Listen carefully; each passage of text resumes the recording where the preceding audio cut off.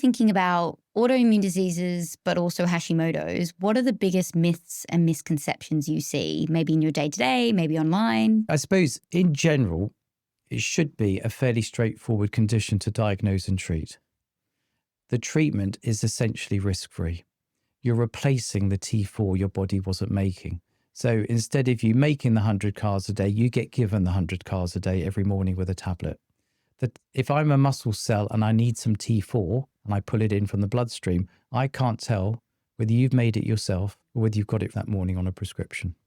If you told a diabetic patient with on insulin injecting 5 times a day that the alternative is a once a day tablet, they'd be in a dream world, frankly. So in theory, we've got the ideal answer. I suppose what we don't do is go back to the problem and say, okay, let's find out why your immune system's gone wonky and can we do anything to prevent it? Because the system was so easy to replace, we sort of give up on the failure, if you see what I mean, and just give you the hormone back and say, forget why it happened, but here's the answer in terms of the tablet.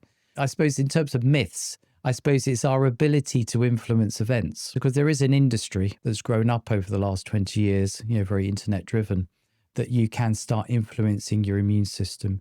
You can start changing the natural history. I think the difficulty for us is that often people are presenting at a later stage when the damage is almost done.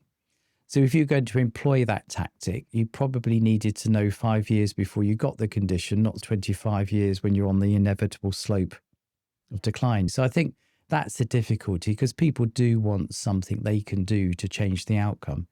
And there's very little evidence of anything that we can do in terms of what I would call lifestyle measures that really change the outcome.